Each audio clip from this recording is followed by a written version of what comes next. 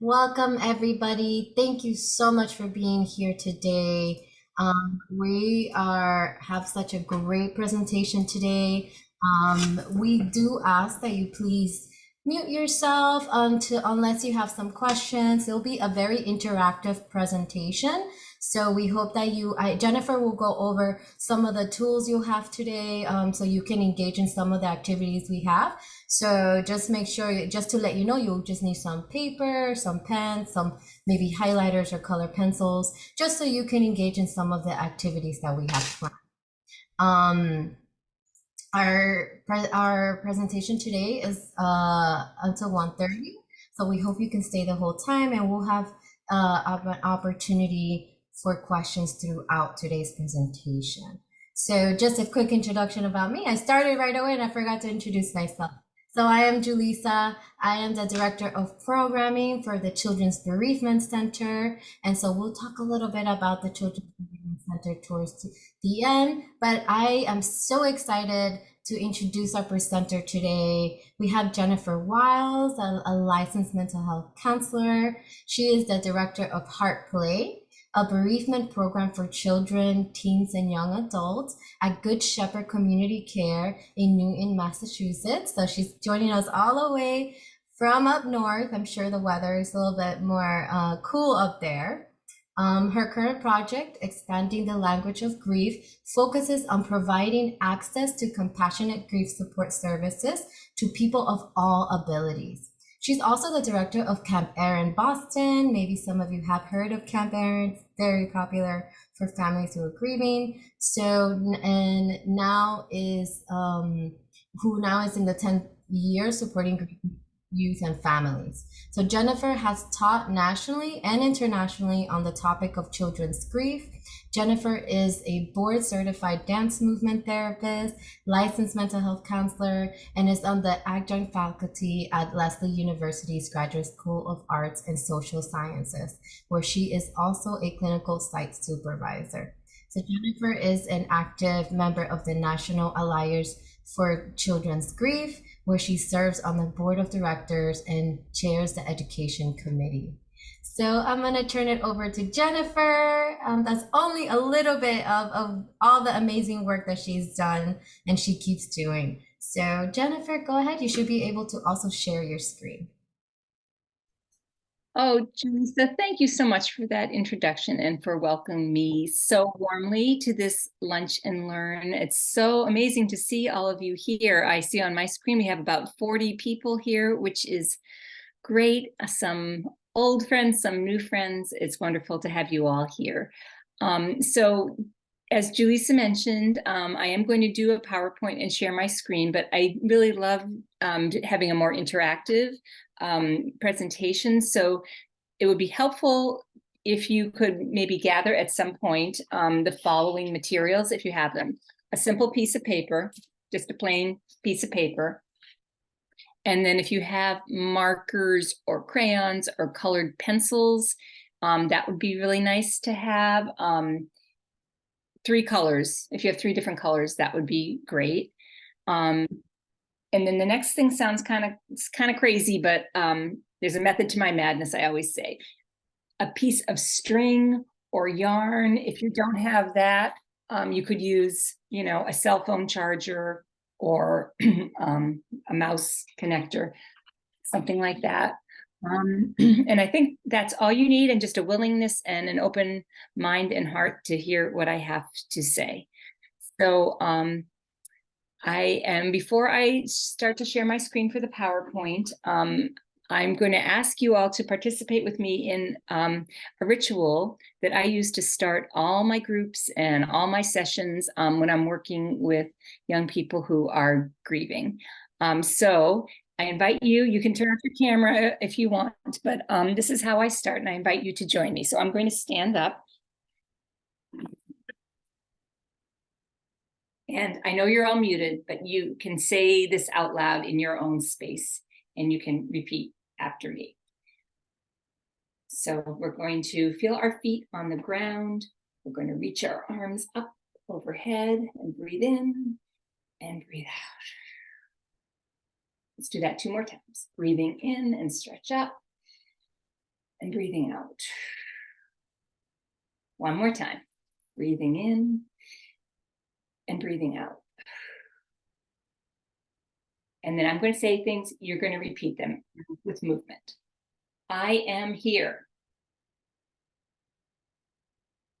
I know you're saying it. I can hear it all the way from Florida. Now we're going to reach down and touch the ground any way you can. I am supported by the earth. Good. Come up. Nice wide arms. I am safe here in the circle. Arms come down. Arms come up. I am surrounded by my friends. Good. Arms come down. I will be safe. Give yourself a hug. Give yourself a real hug. I will be kind. Arms come down. I will be my best. Thanks, everyone, for doing that with me. I should mention before I forget, I'm wearing blue because this is the last day of November, the last day of Children's Grief Awareness Month, and blue is our color, as many of you probably know. But anyway, thank you for participating in that with me, that ritual. For those of you who know me, I used to always say, instead of I am here, I would say, I am standing on my own 2 feet. But I stopped saying that, realizing in the work that I do that not everyone can stand on their own 2 feet. You know, we work with people with physical disabilities as well. And so not everyone can stand. So I changed that to I am here. And it's kind of a nice reminder to everybody to be present. And I appreciate your willingness to do that with me. Okay. And please, I would say, if you have comments or questions, I guess, Julie, so they can put them in the chat, right? And you can either interrupt me and say, hey, there's a question, or we can save them to the end as well. Yeah, so I know that you're going to be busy in the presentation. So I will say, if you have a specific question, I'll be monitoring the chat. My team is also here and they'll be monitoring the chat. But you can also just direct the question to me and I will let Jennifer know. Thank you. Thank you so much, Julissa. Yeah, I was saying to Julissa before, I'm not great at multitasking, so I appreciate her taking on that role. Can we all see the screen? Can you see my screen? Yes, that's great. I also will say that I have the captioning at the bottom. I'm not sure if you can see that as well, but I just want to yes, we can make see that. Okay, great. Thank you. That available to people who can avail themselves of that service. Okay, so our title today is Expanding the Language of Grief, Supporting Grieving Individuals of All Abilities. And I think many of us are familiar with the National Alliance for Children's Grief, whose mission is working together to ensure that no child grieves alone, right? I think a lot of you are familiar with that. And I take that very seriously in the work that I do. I mean that, like, no child, not just the kids who can talk, not just the kids who can, interact in ways that we are used to, but every child, I feel, should have some access to grief support. So my hope today is that I will give you some tools and some suggestions and support for supporting grieving kids of all abilities. So I think that's what I just said. This is what we're going to do today. And please feel free, if we have time, to share some experiences of your own. I would love to hear about them. So this is our plan for today. I'm going to talk a little bit about that, expanding the language of grief. We're going to talk about neurodivergence and grief, and also some other populations. I'm going to focus a little on Down syndrome as well, since we have a program at HEARTplay, my program, to work with kids with Down syndrome. And I'll talk more about that. I'm going to maybe have some time, hopefully, for some case consultations. Just wanted to share with you, Jaleesa already said that my program is called HEARTplay, and we're based outside of Boston. I'll share the website with you later on, and also Camp Erin. And I believe there's a Camp Erin right in Miami as well, right? Yeah. Yes, there is. Okay, that's great. So our mission, as Jaleesa already mentioned, is to support children, teens, and young adults of all abilities who have experienced either the serious illness or the death of an important person in their lives. I should note that I work with Good Shepherd Hospice. That's our organization. So we do work with young people and their families pre-death, as well as they go through our palliative care and hospice programs. So we run, probably like many of you, we run groups and individual sessions. Since we are with hospice too, we do home visits and office visits for our hospice families and also community families. We're all licensed mental health counselors, and most of us are also board certified dance movement therapists. We also, as many of you do, provide education and support to our community, to our schools and other agencies, and we do have a Spanish speaking program as well. And we've really been focused on this program that I call expanding the language of grief, really working intentionally to provide grief support to young people of all abilities and their families. I'm not going to read all of these. This is a list of the different programs that we run, and happy to direct you to our website if you would like to learn more. Although I will just say a quick word about pet loss, which is halfway through this slide. The pet loss we have found, especially with kids with disabilities and their families, that the loss of a pet, it's often a service animal, and that can be really impactful to these kids. It's often their first experience with death and with losing a significant part of their lives and often of their identity, especially the relationship that can grow between a service animal and a child with a disability. So I just wanted to highlight that for this population, I think it's specific, it's, especially important to be aware of that. I guess I should just pause here and just say a word about language as well. We've heard lots of these different terms when it comes to autism. We've heard neurodiverse, neurotypical, neuroatypical, autism, Asperger's syndrome, autism spectrum disorders. And people will often ask me, which one is correct? Which one should I use? And I'll give you some more examples of, all abilities, different abilities, disabilities, right? There's just such a variety of them. With the Down syndrome, we don't say this anymore, but we used to say mentally retarded or, mentally handicapped. And now I used to using the term Down syndrome. So I guess for me, the bottom line is there is no one way. Every person is an individual. Different people have different preferences about what to use. So the best thing to do is ask, the person and their family what they prefer and how they like to refer to themselves. And I would say if we make, quote, a mistake and use the wrong language, I would say to just quickly apologize, not make a big deal about it, but just say, thank you for correcting me. And now I'll remember and make a note of it. And next time, be sure to refer to how that person wants to be referred to. Does that make sense? Okay, thanks. Okay, so we're going to do a little bit of theory here, just to give people an overview about some things with disabilities and grief. I'm focusing a little bit for this part on autism spectrum disorders or neurodiverse individuals. We're going to talk more about Down syndrome as well, and when we're talking about different activities, how they can be adapted to different populations. So many of you probably know this, but communication is a big challenge for many people with autism.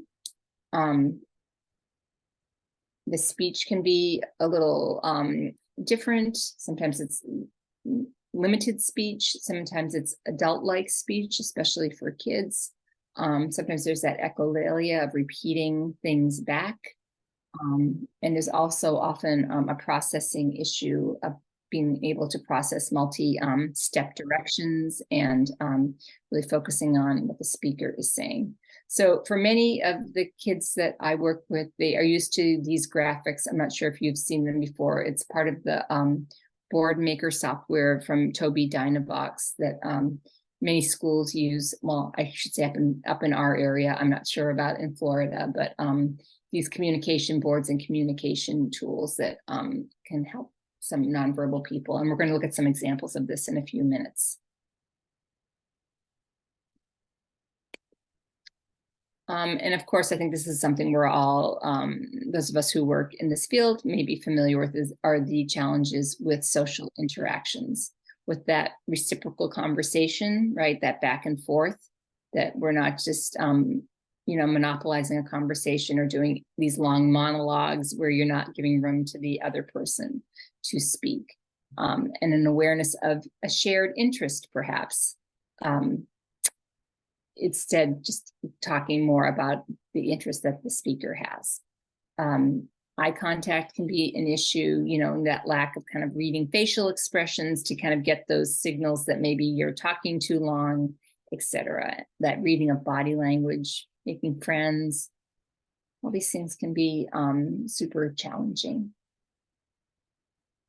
This conversation map, which was developed by my colleague Jill Kuzma, just kind of examples of what to say, how to say it, kind of giving people scripts, literally, of things to say.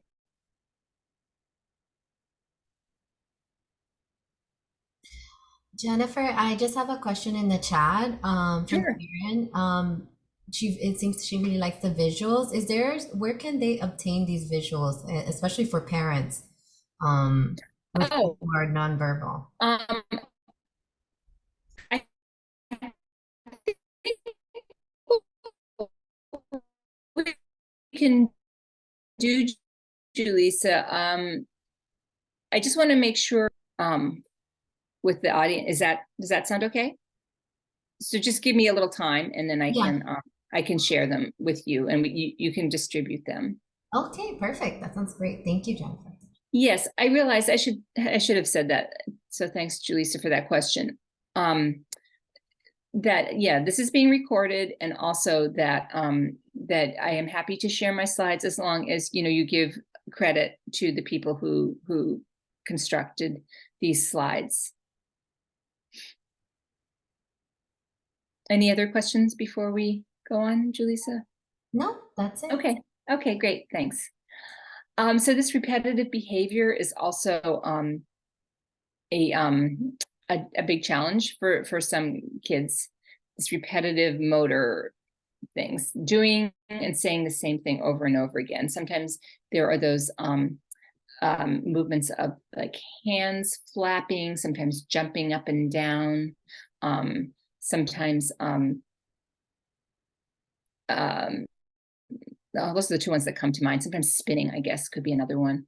But that very limited interests, that real insistence on routine and on sameness.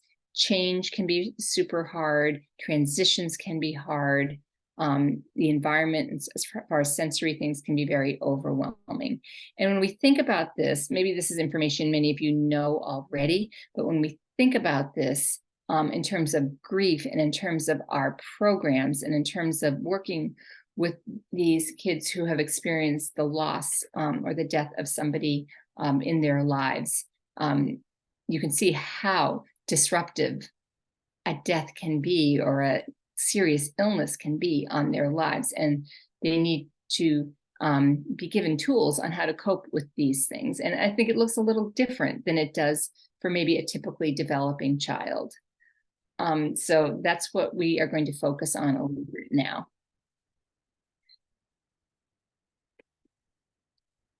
And the first thing that I like to keep in mind with this is a real sensitivity to the parents and caregivers who are bringing their kids to our programs or to our services.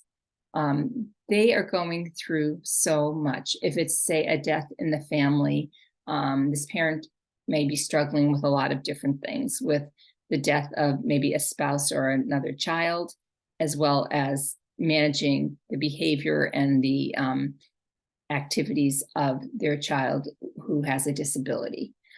This is, says autism, but I think this could be generalized to caregivers and parents of kids with any kind of disability. So if you look at the top of this, the words in green, and I can say this was created by a parent of somebody with a disability too. So that feeling of self-consciousness, that they are being judged, that others are judging them and not only their child's behavior, but their parenting. Feeling different.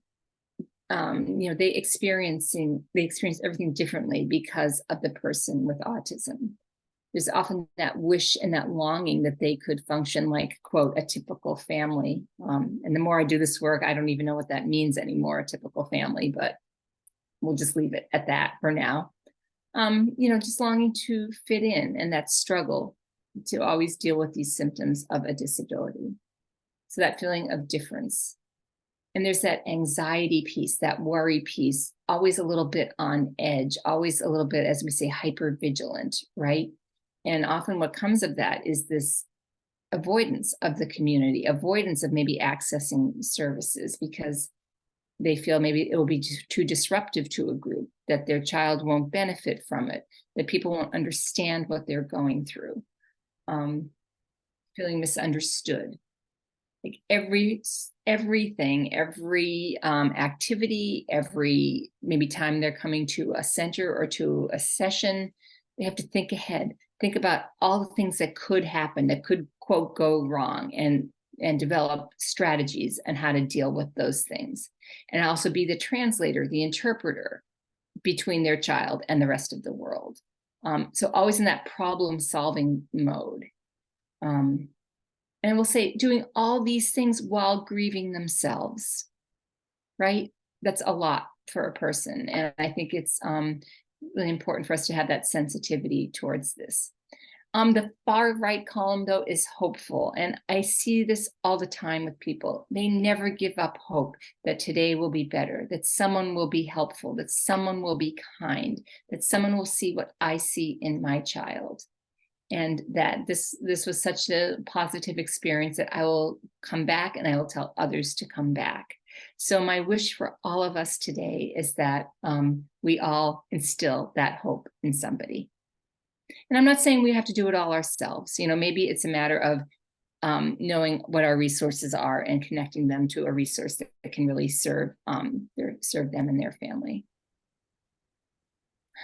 Just curious if this resonates with anyone, if people feel this is helpful to look at it. As I said, I did not write this. This came from a parent and caregiver. It's really nice. You can even put a response in the chat if that works. I think it might be easier than unmuting since there's so many of us.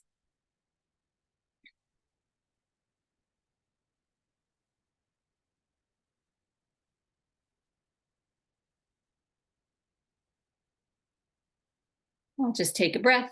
If not, we'll just keep going, and you can interrupt me, Julissa, if we get any responses.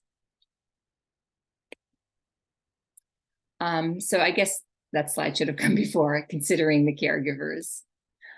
This was an article that just came out in the Journal of Mental Health Counseling. I don't think there's a cookie cutter way of working with people with autism, mothers of children with autism and their experiences with counseling services.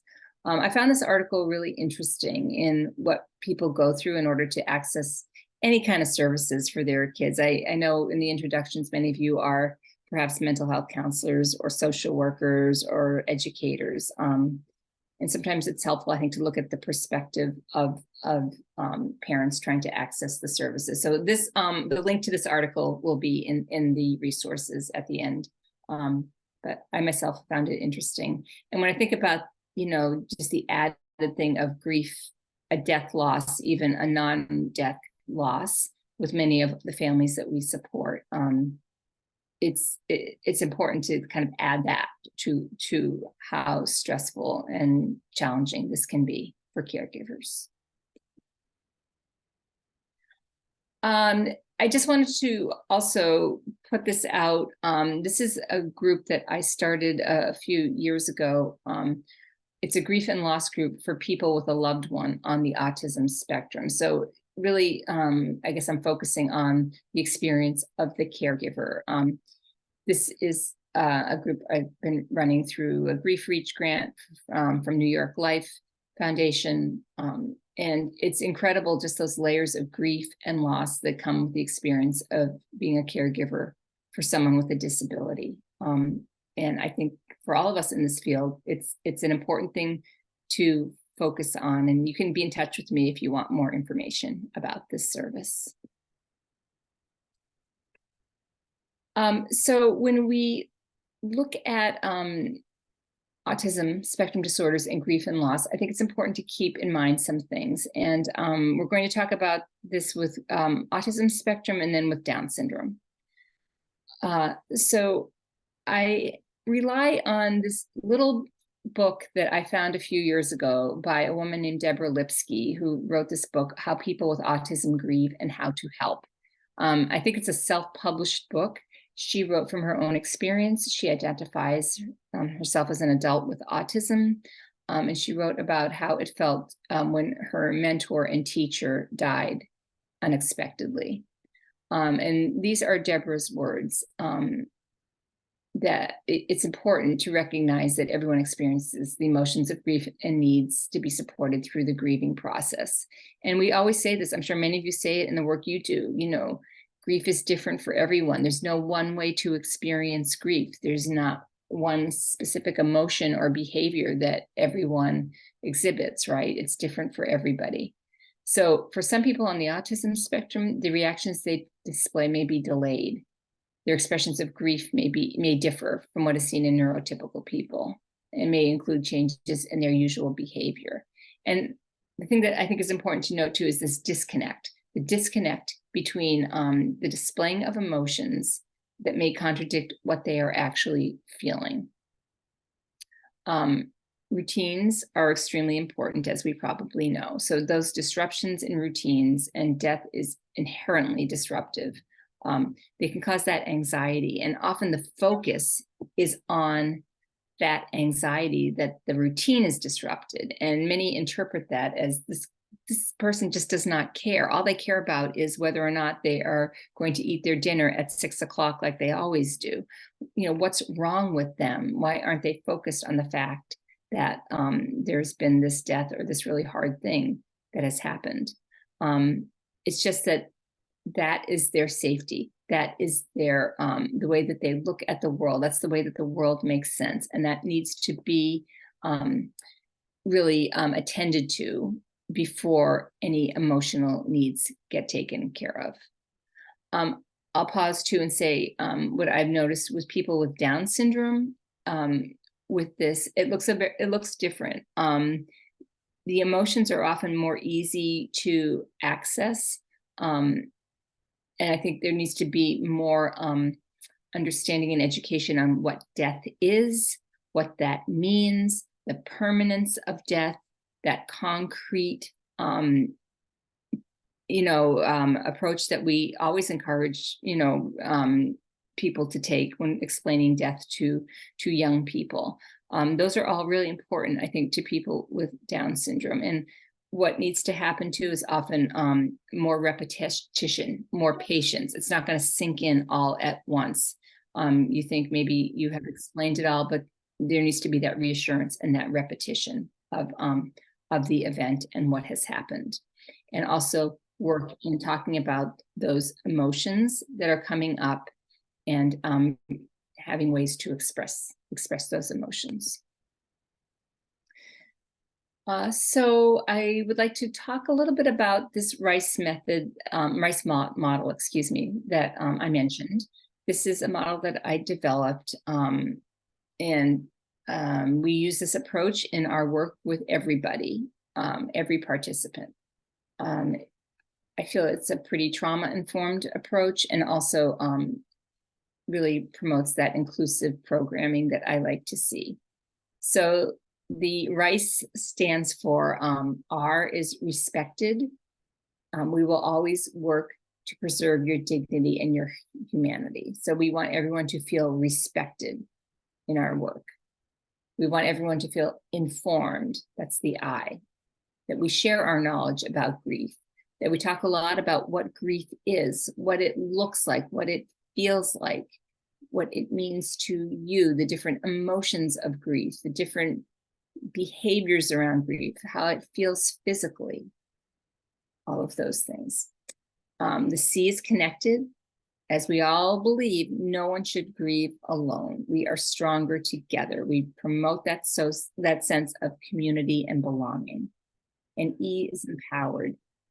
We want everyone to feel empowered, that we value you. You matter. Your feelings matter. Your story matters, even if you can't say it out loud, even if you are not participating in the way that we have come to expect people participate in a grief program. You matter. And your story matters. Your person matters. Your feelings about your person matters.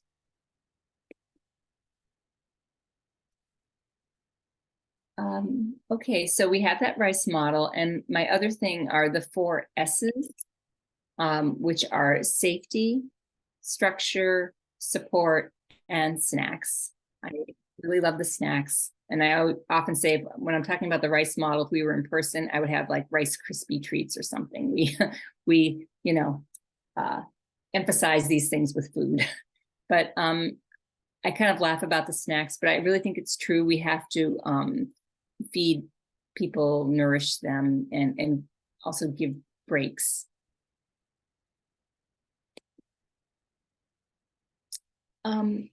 This is important, I think. And again, it sort of focuses on the autism spectrum, but I really do think it can be generalized to everybody. And if you think about maybe young people in your program who have a physical disability or a different diagnosis than autism, I think it can apply to them too. Sometimes. We'll go through them one at a time. The first one is, don't expect a person on the autism spectrum to demonstrate their grief in the same way as other people. As we talked about, sometimes they could appear to be fixated on the schedule, the routine, maybe one very specialized interest, but that doesn't mean they're not grieving. As one mom said to me, her son comes to our program, he's nonverbal, and she said to me, I know my son is grieving. I know he misses his father. He doesn't say it out loud. He doesn't use the same words, but I know that he does. And she can tell by the way he points to sad pictures sometimes, by the way he maybe looks at facial expressions in a certain way or points at the sad face emoji. She knows he's experiencing that. It's just not in the same way as others do. This is important to note too, that they will seek solace and comfort through isolation rather than social contact. I had this experience last night. I was working with an individual who identifies as being on the autism spectrum, 25 years old. His mom recently died in the past 6 months. And I was, thinking, oh, it'd be great if you could join this group. We have a group, and it would be nice for you to share your experiences with other people your own age. And he just said, the very thought of that makes me so anxious and so worried and nervous that anything I could get from that group, it wouldn't work for me because I'm so anxious about these social situations. But learned something there, right? It's not for everyone. What we think of as helpful to most people might not be helpful to everybody. There's that increased sensitivity, quick to go to different emotions, especially anger sometimes, and the sensory piece, maybe some of us are learning this. Bright lights, loud noises, different smells, unusual food. Those kinds of things are very disruptive to kids with disabilities. We have to really make allowances for them and prepare people for them. So when we see this kind of, rising anxiety or discomfort in a situation, we'll see those self-stimulatory behaviors like the rocking that we talked about, the rocking and the flapping of the hands, etc., or really diving deep into the special interests to avoid these hard, uncomfortable things. And many kids, what we're finding, I see this with our group with Down syndrome as well. They have an intense interest in the subject of death. They get kind of really focused on it and really fascinated by it and talk about it a lot. And I have to sometimes put some boundaries on it in social situations at school, whatever, that, we can't talk about these things all the time. Okay, so what can we do about all of this? I think there's a whole thing about preparing people for our work, preparing them to join a group or a session, preparing them for what to expect. And we're going to talk about specific ways to do that in a minute. Also, I think this is true for so many young people, that to make that abstract concept of death concrete, it has to be very practical, it has to be visual, it has to be simple. And I think many of us have a whole library of kids' books that try their best to explain these concepts, which are in many ways impossible to explain. I'm going to give you some examples in the next few slides about ways that I have tried to do it, some that have worked pretty well, especially that whole idea of the life cycle of living things and animals, etc., things in nature.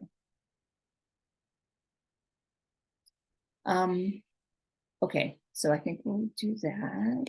We'll go to the next one. Hopefully you all can see this. Some of it's kind of small. Again, I use that software called Board Maker that some of you may be familiar with, where you can literally type in a word and a symbol emerges. You do have to pay for it. You can't just download it, as far as I know. But it might be worth an investment if you tend to use these things a lot. So this is one that I wrote, the one on the left that says, "What is death?" So death is the end of life. And you can see when I put in death in this software, that's literally the picture it shows. The flower that's blooming and then the flower that's drooped over and dead with the arrow pointing to the dead one. So again, that's sample from nature. Everybody's life has a beginning, a middle, and an end.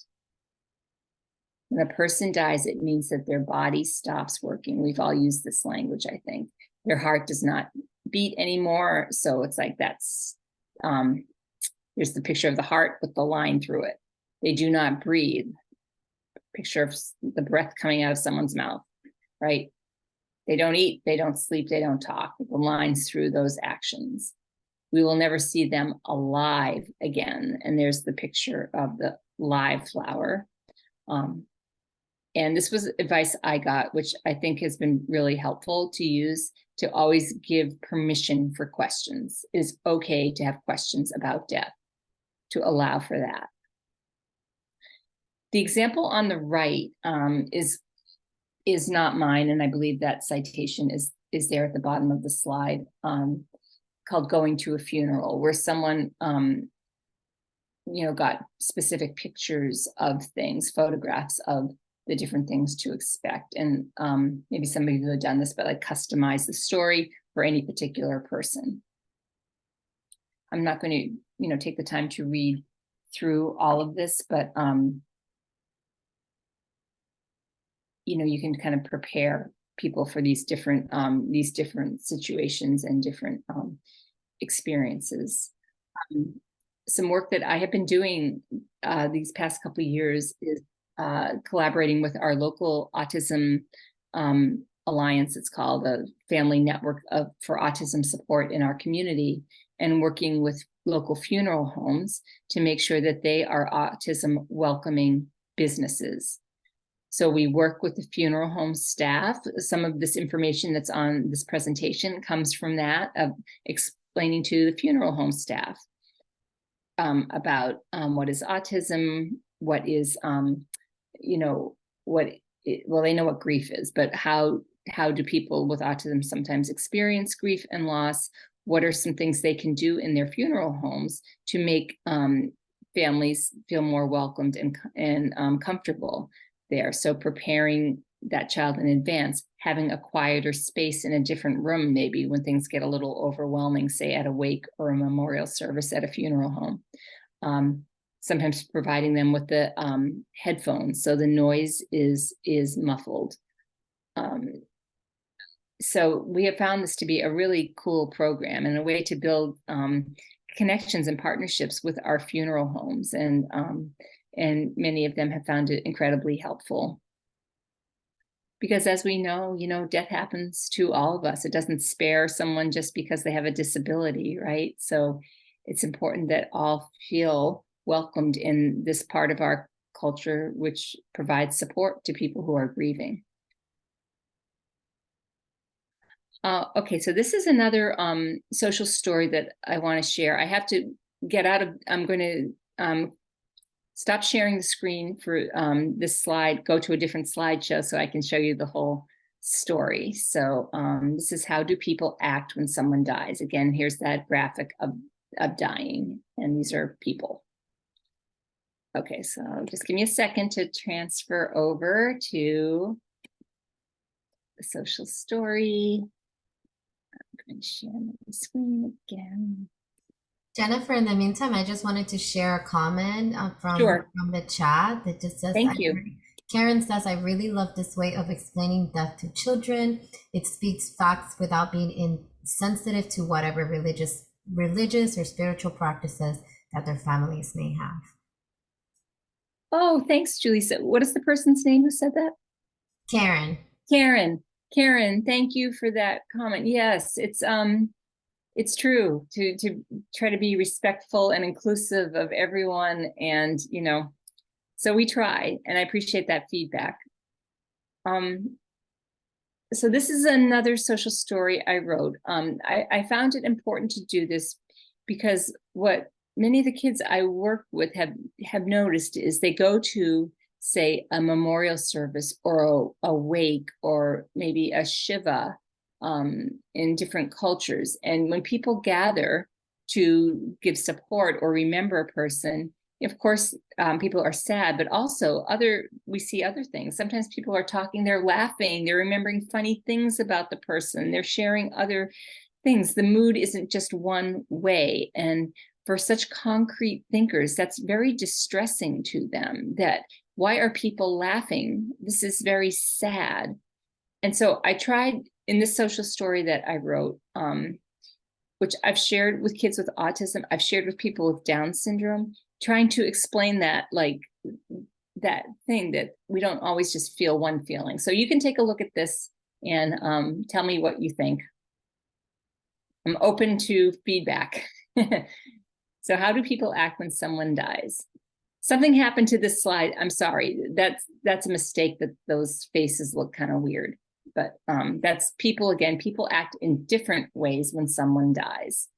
So there's the graphic for different. They can be very sad.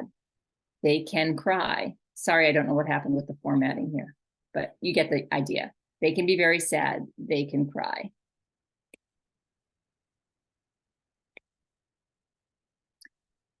I apologize. I don't know what's happening with the formatting. This slide should say, let's check in. So we pause with that information. And then we're asking the child, what can you do if you are sad? Here are some ideas. You can go for a walk. You can take a deep breath. You can count to 10. Or you can check in with an adult you are comfortable with. So in other words, we're giving them strategies and ideas for how to manage these feelings. And here's kind of a check into what is one way to tell if someone is sad. And there's their choice. They can choose if they are crying, if they are smiling. So going back to some of the challenges that some of these kids have about reading facial expressions, that emotional intelligence piece, just kind of checking in with them about how to tell.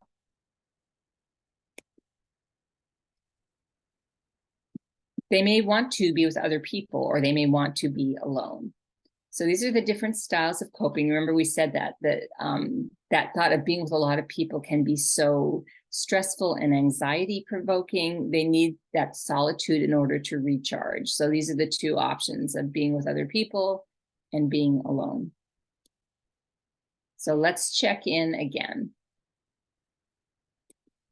What is one way to tell if someone wants to be alone? In other words, how can we read those nonverbal signals? How can we look and tell these things, which for many of us, we just know by just living our lives. Some people need to be taught these things. So how can you tell if people, and how can you tell people if you want to be alone? To give them skills and communication tools to communicate their needs in a way that won't, further isolate them and be upsetting. So that there's no one answer to that one, but we can discuss it. So I wonder, what is one way to tell if someone wants to be alone? This graphic is showing, someone kind of putting up their hand and walking away.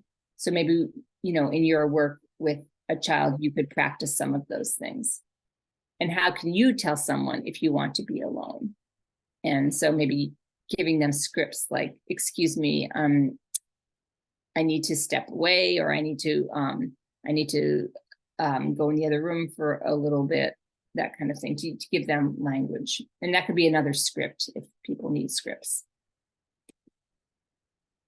So also giving them tools, things you can say when someone dies. I think for all of us, it's hard to know what to say, right? And I bet many of us work with kids when they give us the list of things that aren't helpful, right? We just had that whole campaign for Children's Grief Awareness Month about flipping the script. Maybe some of you use that, like these things are not helpful. And in my work anyway, the teens are always quick to say all the things people say that are just really bad. But here's some things you can say.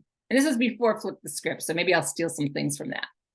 You can say, I'm sorry that so-and-so died.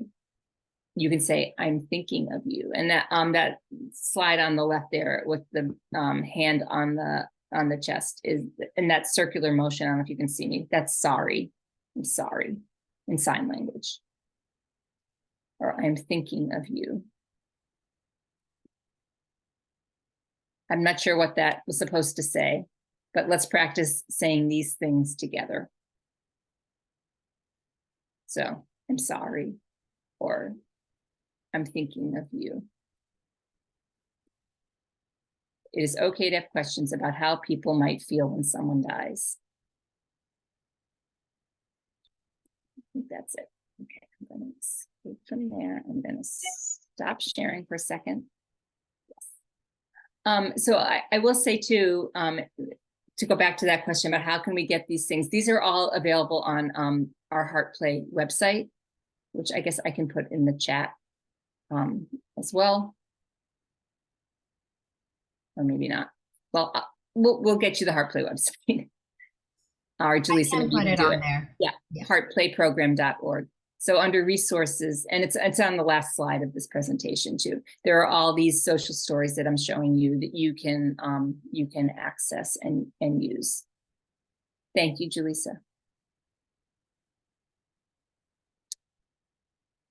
Okay, let's take a breath for a minute. Everybody okay? Okay, go back to the PowerPoint. Can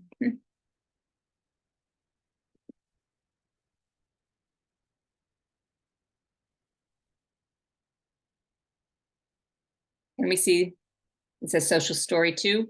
Are we all there? Yes. Thank you. Okay. So this is just something to consider. I know there's 45 people now on this call. So, I'm really not familiar with the specific work that each of you do. For many of us who run grief programs or bereavement programs for kids, these are often the components of the program, from that initial call to some kind of a registration, maybe an intake or an interview, and then planning our groups, preparing our groups and activities or individual sessions. Maybe we have volunteers in our program that we need to train. Maybe there's staff that needs support. Maybe we're communicating with outside organizations or schools. And also we're providing resources sometimes. So we don't have time in this particular Lunch and Learn to go into the weeds with all of these things, but I encourage you to maybe look at your own programs a little bit and think about maybe ways that you can help the families and the individuals who are reaching out to you to feel respected, informed, connected, and empowered. And as I said, I'm not trying to pressure anybody into, accepting every child who comes to you as part of your program. If we all have to be aware of our own scope of practice, right, and our own capacity to do this work. But I think we can also just have that mindset of being this way, and maybe thinking about some specific questions to ask.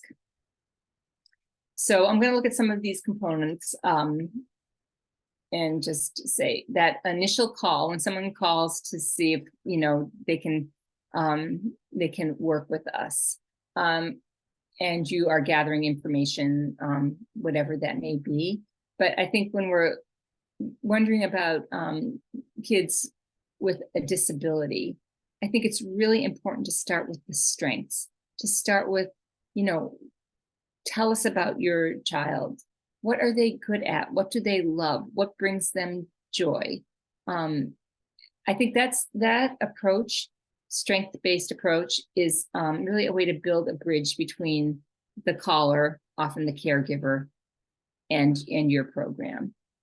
If you start off with everything that's wrong with the child or challenging or the hard stuff, sometimes that bridge is not built and the caller does not maybe feel as supported.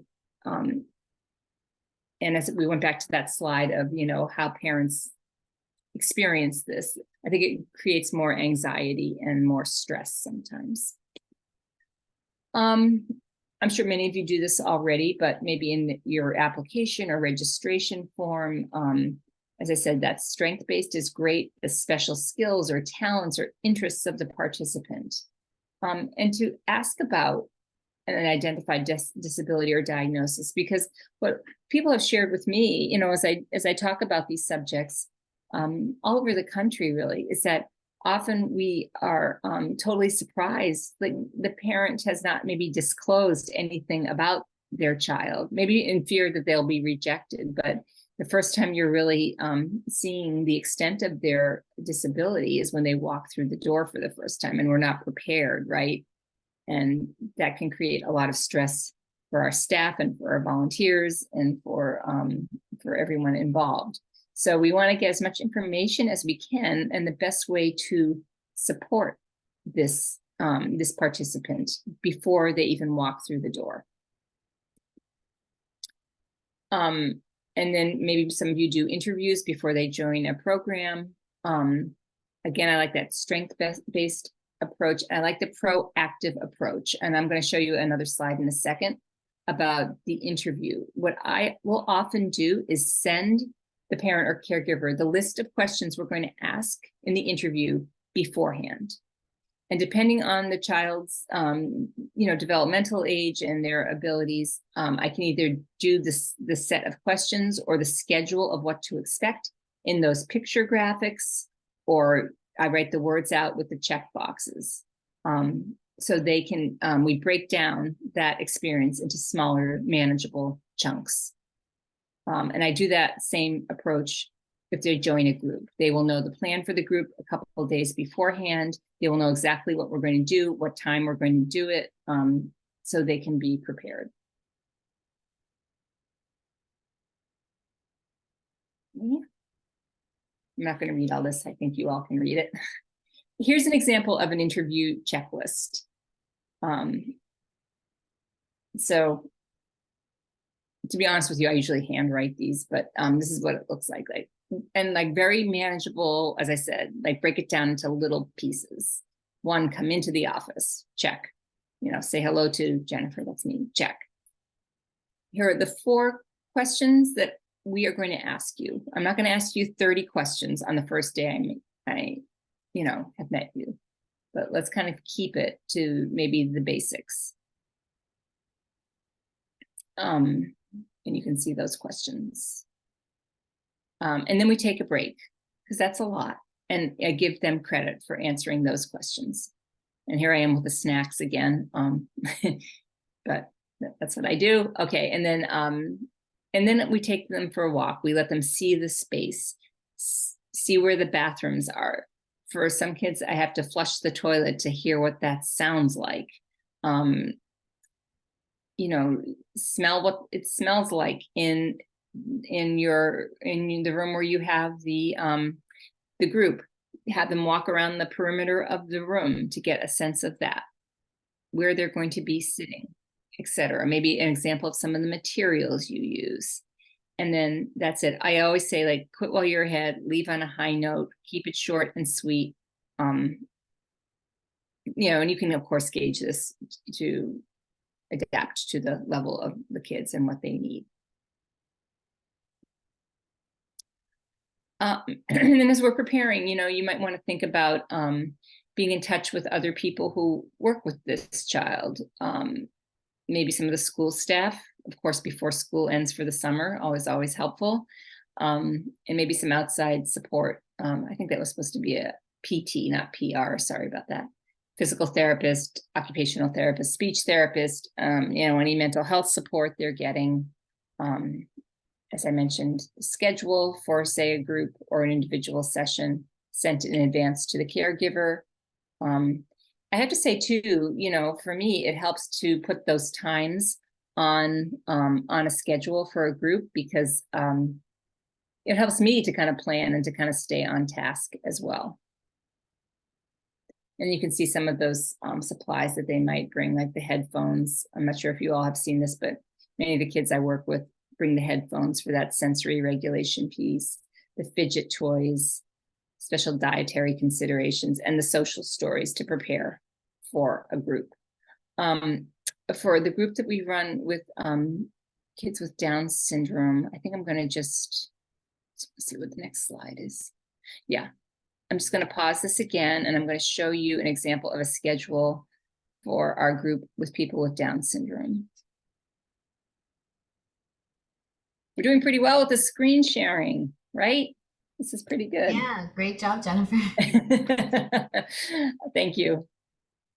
Okay, so this is, we run in an online group for people with Down syndrome, and please feel free if there are any people in your community who you think might benefit. We do support people with Down syndrome from all over the country. As far as I know, we're the only group for people with a grief group for people with Down syndrome in the country. So this group runs twice a month on Zoom.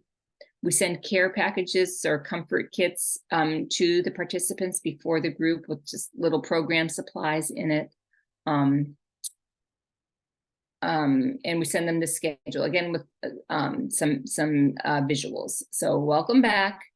You know, as I mentioned, we're dance therapists, so we're doing the warm-up dance. We're, you know, dancing. I think they do shake it off on most of their groups. I do not run this group right now, but they do some talking, and the talking pretty much follows the same script. And now the kids are prepared. They have right by their computer a picture of their person that they hold up to the camera.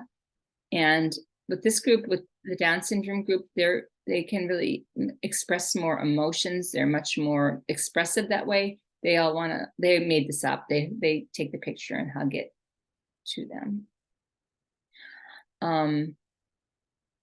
And then this particular thing was we always do an art project. So this was, we sent them little paint canvases and they could color or draw on the canvas. And then it's like DJ time. They each always have a song that they want to dance to. So we have like a little dance party, and then we do the warrior pose, which I'll show you when we are finished here and say goodbye. So that's an example of a schedule. We don't do the times for this group. They're not as invested in the time thing sometimes as people on the autism spectrum. So again, this is emailed to the caregivers a few days before the group, so they have it. And sometimes I see many of them, the caregiver will print it out, so they're holding the schedule and often reminding the facilitator of what to do next. Okay, so now we're back to this and this.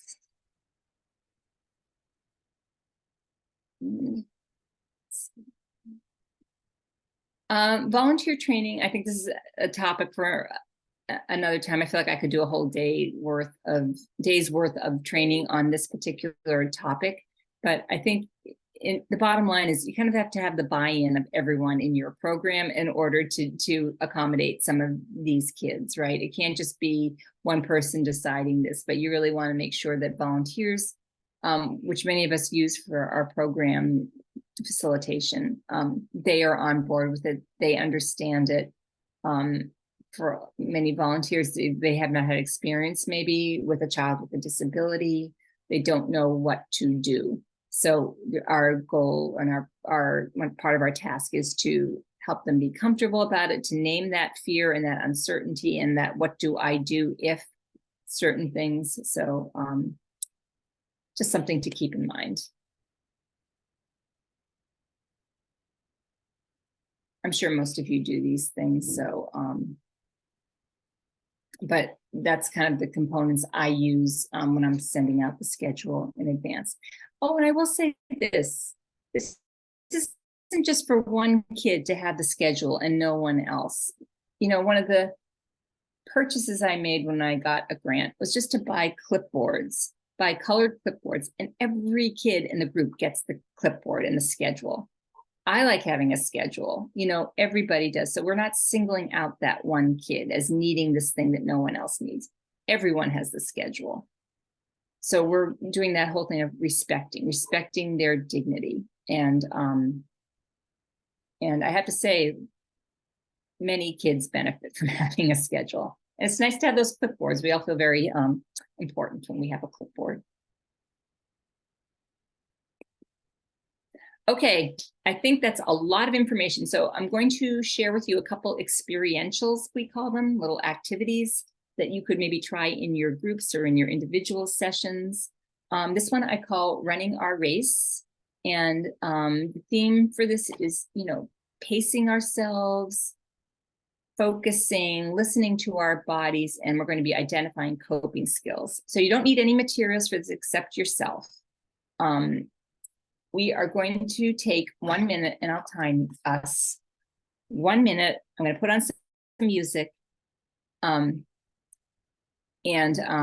going to run, dance, jump up and down, whatever you want to do. Move for 1 minute straight. You can turn off your camera, as I said. No one's watching you. As they say, dance like no one's watching. Hold on, let me get my timer. Okay. So everyone understand? 1 minute. We're going to move for 1 minute. I'll keep my camera on, and I'm going to put on this music for 1 minute. Are we ready? Okay, here we go.